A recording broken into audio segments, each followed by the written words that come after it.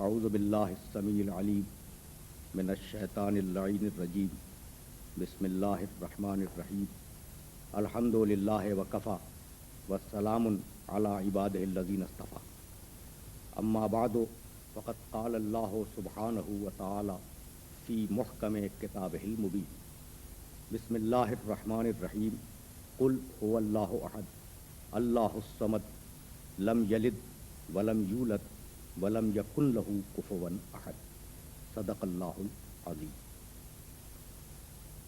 عزیزان محترم، سورہ اخلاص کی تلاوت کا شرف حاصل کیا گیا۔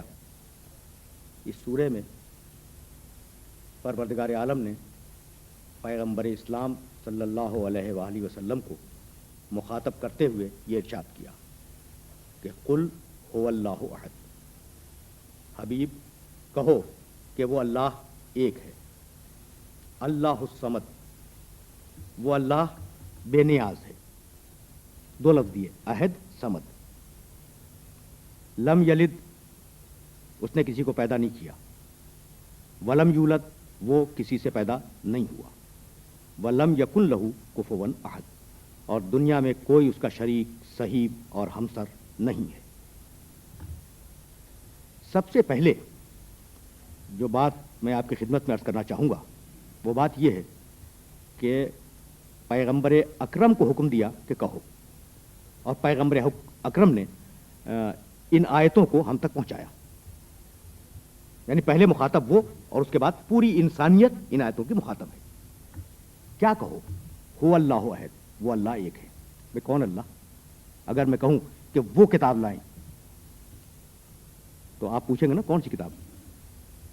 اگر میں یہ کہوں وہ شخص آیا تھا تو یا تو پہلے سے ذہن میں طے ہو کہ کون سا شخص، ورنہ میرے محترم سننے والوں میں سے ہر ایک کو یہ حق ہوگا پوچھنے کا، بھائی آپ جو کہہ رہے ہیں وہ شخص آیا تھا، کون سا شخص؟ تو اس میں وہ بہت کلیدی ہے، کی ورڈ ہے، جسے ہمارے مفسرین نے ضمیر شان کے نام سے یاد کیا کہ یہ جو وہ ہے وہ پروردگار عالم نے زینت کے لیے رکھا ہے۔ حالانکہ میرا خیال یہ ہے کہ ہوا اللہ کا ہوا، یہ تو دو حرف ہے نا، پروردگار عالم ایک زیر اور ایک زبر بھی زینت کے لیے اور غیر ضروری استعمال نہیں کرتا جب تک کہ اس کے پس منظر میں اور اس کے بیک گراؤنڈ میں کوئی چیز نہ ہو۔ تو یہ ہوا کلیدی لفظ ہے، ہوا اللہ، وہ اللہ بھائی کیا ہے؟ دیکھیے آپ کی جو پوری زندگی چل رہی ہے وہ سبب اور مسبب پہ چل رہی ہے، علت اور معلول پہ چل رہی ہے، جسے فلسفے کی اصطلاح میں کاز اور ایفیکٹ کہتے ہیں۔ میں اس کی مثال دے دوں تاکہ بات واضح ہو جائے۔ یہ میز یہاں رکھی ہوئی ہے، میرے محترم سامعین کے سامنے فقط میز ہے، اس کا بنانے والا یہاں نہیں ہے، لیکن کیا کوئی محترم سننے والا یہ کہہ سکتا ہے کہ یہ میز خود بخود وجود میں آئی، اس کا بنانے والا کوئی نہیں ہے کیونکہ موجود نہیں ہے؟ نہیں، یہ ہے اثر۔ عقل کہتی ہے کہ اگر کوئی اثر ہے تو اس کا کوئی مؤثر بھی ہوگا، اگر کوئی مسبب ہے تو اس کا کوئی سبب بھی ہوگا، اگر کوئی معلول ہے تو اس کی کوئی علت ہوگی، اگر کوئی ایفیکٹ ہے تو اس کا کوئی کاز ہوگا۔ یہ فطرت ہے۔ آپ نے دیوار کے پیچھے سے دھواں اٹھتا ہوا دیکھا، آگ نہیں دیکھی آپ نے، لیکن آپ کو یقین ہے اس بات کا کہ چونکہ دھواں ہے تو یقیناً کہیں نہ کہیں آگ ہوگی۔ دھواں اثر ہے، آگ اس کی مؤثر ہے۔ تو اثر سے مؤثر تک جانا یہ انسان کی فطرت ہے، اور اس فطرت سے انسان انکار نہیں کر سکتا۔ کمرے میں دھوپ کی کرن آ جائے، آپ قسم شرعی کے ساتھ یہ کہہ سکتے ہیں اور اپنے وجدان سلیم کو گواہ بنا کے کہہ سکتے ہیں سورج نکلا ہوا ہے، حالانکہ آپ نے سورج کو نہیں دیکھا، آپ نے دھوپ کو دیکھا ہے۔ تو اثر کو دیکھ کر مؤثر کا پتہ چلا لینا یہ انسان کے علم کی سب سے بڑی حقیقت ہے۔ جب انسان کے علم کی سب سے بڑی حقیقت ہے تو آپ نے انسان کو دیکھا، سوچا کہ اس کا کوئی باپ ہوگا، اسے دیکھا، سوچا کہ اس کا بھی کوئی باپ ہوگا، یعنی آپ کے ذہن میں انسان کو دیکھ کر اس کا کاز، اس کی علت خود بخود آئی۔ اچھا، تو جب میز کو دیکھ کر اس کا خالق سمجھ میں آتا ہے، کرسی کو دیکھ کر اس کا خالق سمجھ میں آتا ہے، بچہ دیکھ کر اس کا باپ سمجھ میں آتا ہے، تو کیا پوری کائنات کو دیکھ کر آپ کی فطرت کسی خالق کو نہیں سمجھ سکتی؟ اس پوری کائنات کو دیکھ کر کیا آپ کی فطرت یہ نہیں سمجھ سکتی کہ جب ایک چھوٹی سے چھوٹی شے بغیر کسی خالق کے عدم سے وجود میں نہیں آ سکتی تو یہ اتنی بڑی کائنات بغیر کسی خالق کے عدم سے وجود میں کیسے آ سکتی ہے؟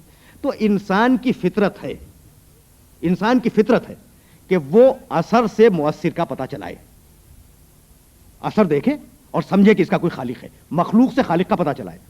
تو کائنات کو دیکھا، اور کائنات کو دیکھنے کے بعد آپ نے یہ طے کیا اپنی فطرت کی بنیاد پر کہ اس کائنات کا کوئی نہ کوئی خالق ہے. اس کے لیے نہ نبی کی ضرورت ہے، نہ کتاب کی ضرورت ہے، نہ کسی استاد کی ضرورت ہے، نہ کسی بتلانے والے کی ضرورت ہے. یہ انسان کی فطرت میں ہے کہ کوئی اللہ، کوئی خالق ہے. اب اس کا نام کچھ بھی رکھ لیں آپ، میں اس کے نام پہ گفتگو نہیں کرنا چاہتا. کوئی اس کائنات کا خالق ہے.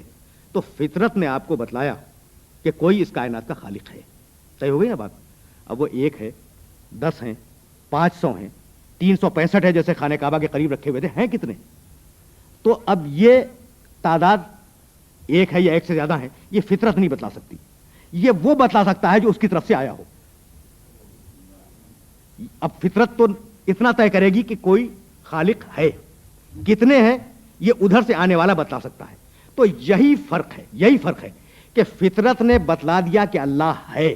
اس کے لیے کسی نبی کی اور کسی ہدایت کی ضرورت نہیں ہے نا. فطرت نے بتلا دیا کہ اللہ ہے. اب وہ کتنے ہیں یہ کتاب بتلائے گی، یہ نبی بتلائے گا. اسی لیے اشارہ کیا کہ قل هو اللہ احد، وہ اللہ جو تمہاری فطرت کے اندر موجود ہے وہ ایک ہے، وہ ایک سے زیادہ نہیں ہے. وہ اللہ جو تمہاری، جس کا وجود تمہاری فطرت قبول کرتی ہے، تمہاری فطرت جس کے وجود کو قبول کرتی ہے، وہ اللہ ایک ہے، ایک سے زیادہ نہیں ہے. کتاب نے بتلایا، نبی نے بتلایا. اچھا ایک ہے نہیں، واحد کے معنی ہے ایک، احد کے معنی ایک نہیں، احد کے معنی اکیلا. اب واحد میں اور احد میں فرق کیا ہے؟ دیکھیے ایک کاغذ کا ورق لے لیں، ایک ورق، اسے پھاڑ دیں وہ 2 ہو جائے گا، 4 ٹکڑے کر دیں 4 ہو جائے گا، اس کے 50 ٹکڑے کر دیں 50 ہو جائے گا. تھا ایک ہی نا. تو ایک اسے کہتے ہیں جس کے بہت سے ٹکڑے ہو سکیں. یعنی ایک وہ جو 2 ہو سکے، اور ایک وہ جو آدھا ہو سکے، اور اکیلا وہ جو نہ 2 ہو سکے نہ آدھا ہو سکے. تو پروردگار عالم ایک نہیں ہے، اکیلا ہے. اچھا اب ظاہر ہے کہ میرے سننے والوں کی عقل میں اور ان کی فکر میں واحد اور احد کا فرق جب آ گیا تو فطری طور پر محترم سننے والوں کے ذہن میں یہ سوال پیدا ہوگا کہ بھائی اگر وہ ایک ہے تو کیا فقط کہی ہوئی بات مان لی جائے، یا کوئی عقلی دلیل، جیسے میں نے کاز اور ایفیکٹ کی عقلی دلیل دی تھی، کوئی عقلی دلیل موجود ہے اس کے ایک ہونے پر؟ تو عزیزان محترم، دین اسلام کا کمال ہی یہ ہے کہ اس کے سارے عقائد جس طریقے سے کتاب کی بنیاد پر مستحکم ہے، اسی طریقے سے عقل اور منطق کی بنیاد پر بھی مستحکم ہے.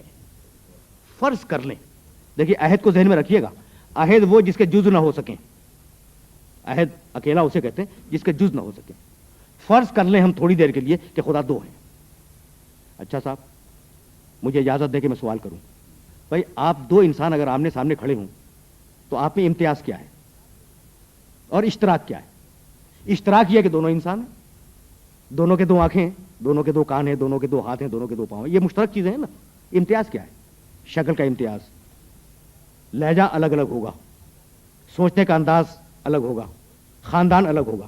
تو ہر انسان میں 2 چیزیں ہوں گی، ایک مشترک اور ایک الگ کرنے والی. یہ بات تو میں سمجھتا ہوں کہ واضح ہو گئی. اب یہ 2 انگلیاں ہیں، اب 2 کس بنیاد پہ ہیں؟ یہ ایک کیوں نہیں ہے؟ اس لیے کہ ایک چھوٹی ہے اور ایک بڑی ہے. انگلی ہونے میں دونوں مشترک ہیں لیکن ایک چھوٹی ہے اور ایک بڑی ہے. اب فرق ہو گیا نا. تو ہر 2 چیزیں، ہر وہ شے جو 2 کی تعداد میں ہو، یعنی ایک سے زیادہ ہو، اس میں ایک چیز ہوگی مشترک اور ایک چیز ہوگی الگ. اس بات کو ذہن نشین فرما لیں تاکہ مجھے آگے گفتگو کرنے کی سبیل مل جائے. اچھا اب فرض کرتے ہیں کہ خدا 2 ہیں، تو اب دونوں میں مشترک چیز تو کوئی ہوگی نا، وہ ہے ان کی خدائی. اور دونوں کو الگ کرنے والی بھی کوئی چیز ہوگی، جو ایک دوسرے سے الگ اور ممیز ہو رہے ہیں تو الگ کرنے والی بھی کوئی شے ہوگی. تو ہر خدا مرکب ہو گیا ایک مشترک سے اور ایک مختلف سے. ہر خدا کے اندر 2 چیزیں آ گئی نا، ایک وہ جو مشترک ہے دونوں میں اور ایک وہ جو مختلف ہے دونوں میں. تو ہر خدا مرکب ہو گیا ایک مشترک سے اور ایک مختلف سے. اور ابھی ہم نے یہ طے کیا ہے کہ عہد اسے کہتے ہیں جس کے اندر اجزا نہ ہو. عہد اسے کہتے ہیں جس کے اندر اجزا نہ ہو.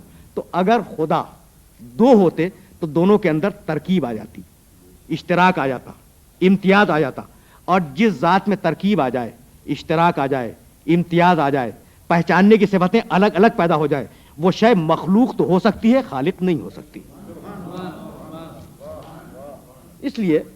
اس لیے پروردگار عالم نے لفظ عہد استعمال کیا ہے. قرآن میں 22 مقامات پر لفظ واحد بھی آیا ہے کہ حکومت قیامت کے دن کس کی ہوگی؟ للہ الواحد القہار, اس اللہ کی جو واحد ہے. تو واحد کے لفظ کے معنی ایک, اور عہد کے معنی اکیلا. تو واحد تو آ گیا.